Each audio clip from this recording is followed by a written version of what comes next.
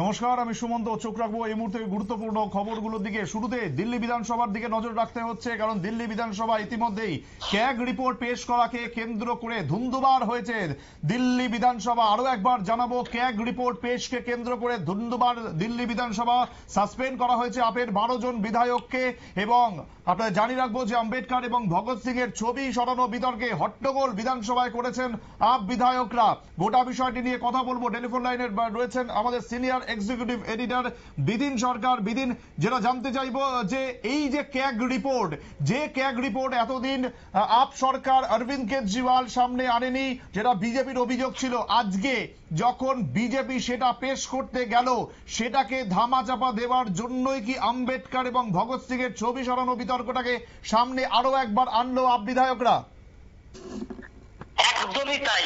এর পেছনে আজকে যে ঘটনা দিল্লি বিধানসভায় দেখা গেল, সারা দেশবাসী দেখলো দিল্লি বিধানসভা কেন্দ্রে যে হট্টগোল হলো এবং যে বিষয়কে সামনে রেখে হট্টগোল করা হলো, এটা শুধুমাত্র নোংরা। আমি একদম কোট আনকোট দায়িত্ব নিয়ে আমরা বলছি যে এটা এক ধরনের এই সমস্ত আঞ্চলিক দলগুলি যে ধরনের, অর্থাৎ বিভিন্ন রাজ্যে যে সমস্ত আঞ্চলিক দলগুলো রয়েছে, সেই সমস্ত আঞ্চলিক দলের যদি বৈশিষ্ট্য দেখি, তাহলে দেখবো এই সমস্ত আঞ্চলিক দলগুলি নোংরা রাজনীতিকে সামনে রেখে তাদের রাজনীতি বিস্তার করে থাকে।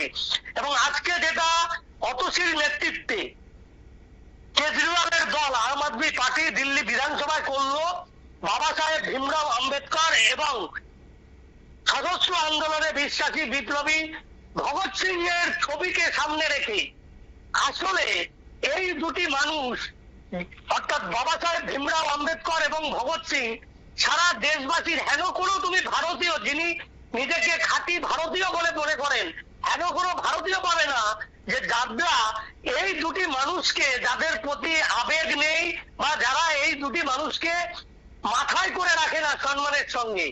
আর সেই জায়গাতেই এই দুটি মানুষের কে সামনে রেখে নোংরা রাজনীতি করার চেষ্টা করলো। কেন করলো? তার কারণ হচ্ছে দিল্লির মানুষ বিগত কয়েক সপ্তাহ আগে জবাব দিয়ে দিয়েছে। অরবিন্দ কেজরিওয়ালের দলকে দিল্লির মানুষ জবাব দিয়েছে যে সমস্ত দুর্নীতি এই আম আদমি পার্টি বিগত দুটো দশক, মানে দুটো টার্মে যারা ক্ষমতায় ছিল দিল্লি, সেই সময়কালের মধ্যে তারা যে আবগারি দুর্নীতি সহ বিভিন্ন দুর্নীতিতে, এবং এই যে যমুনা নদী বারবার যমুনা নদী পরিষ্কার করে দেওয়া হবে বলে প্রতিশ্রুতি দিয়ে করা হয়নি, এই সমস্ত কিছুকে সামনে রেখে দিল্লির যে দুবার আম আদমি পার্টির সরকার চলেছে, এই সমস্ত সরকারের যে ক্যাগ রিপোর্ট, যে রিপোর্টটা সামনে এলে দিল্লির তদানীন্তন আম আদমি পার্টি সরকারের সমস্ত দুর্নীতি সাধারণ মানুষের কাছে খোলাসা হয়ে যাবে, সেই জায়গা থেকে যাতে এই ক্যাগ রিপোর্ট সাধারণ মানুষ জানতে না পারে, এই ক্যাগ রিপোর্ট পেশ যাতে সুস্থভাবে না হতে পারে বিধানসভায়, এই ক্যাগ রিপোর্টের থেকে সাধারণ মানুষের দৃষ্টি ঘোরাতে বাবা সাহেব ভীমরাও আম্বেদকর এবং ভগৎ সিংকে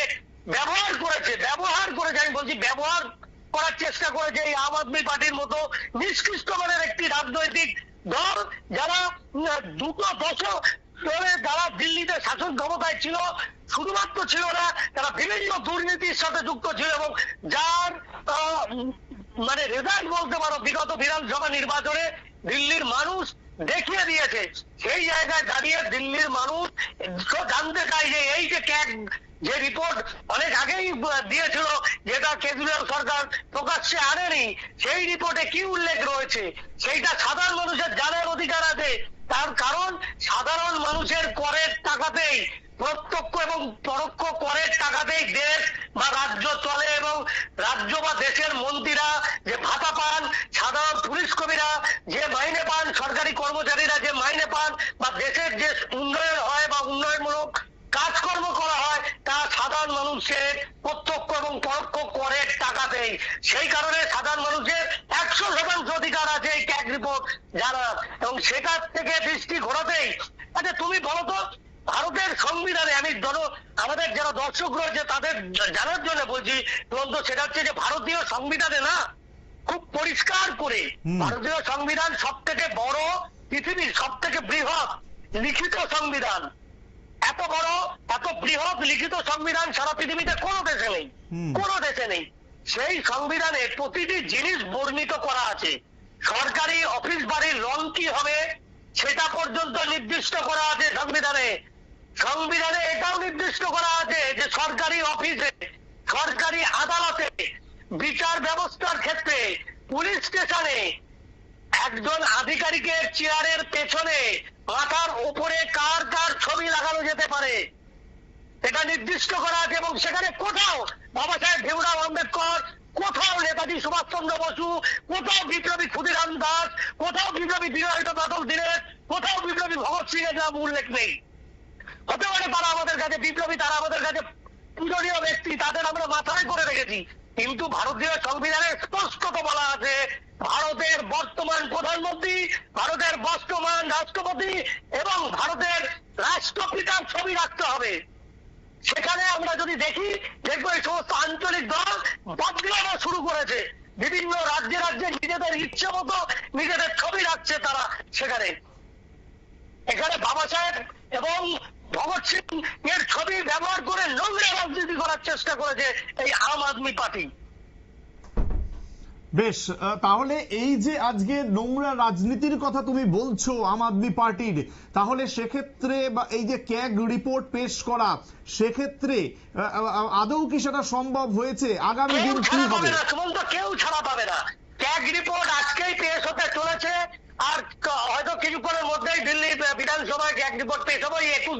12 জন বা 21 জন ওই অতসী সহ যাদেরকে বের করে দেওয়া হয়েছে, তারা ছাড়াও সংসদে বহু বিধায়ক রয়েছে যাদেরকে নিয়ে এই বিধানসভা চলছে দিল্লি, এবং সেখানে ক্যাগ রিপোর্ট পেশ হবে। আজকে না হোক কাল হবে, কাল না হলেও পরশু হবে। এবং এই ক্যাগ রিপোর্ট সামনে এলে অরবিন্দ কেজরিওয়ালের জামানায় যে দুটো সময়কালে তারা এই আম আদমি পার্টি দিল্লির শাসন ক্ষমতায় ছিল, যে যে দুর্নীতিগুলোর অভিযোগ উঠে এসেছে বারবার, এই ক্যাগ রিপোর্ট এলে সেই রিপোর্টের সিলমোহর পড়বে এবং তারপরে কিন্তু কেউ ছাড় পাবে না, আবারও জেলের ভাত খেতে হবে অভিযুক্তদের।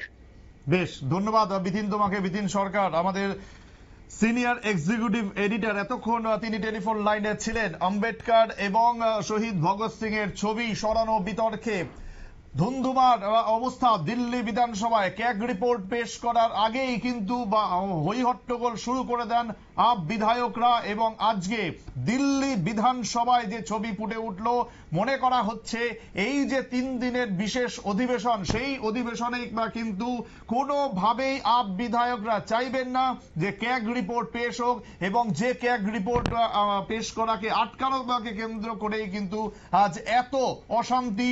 আগামী দিনে বা কোন পথে এগোবে দিল্লি বিধানসভার অধিবেশন, সেদিকে আমাদের অবশ্যই নজর থাকবে। তবে এই মুহূর্তে সময় একটা ছোট্ট বিরতির, সঙ্গে থাকুন।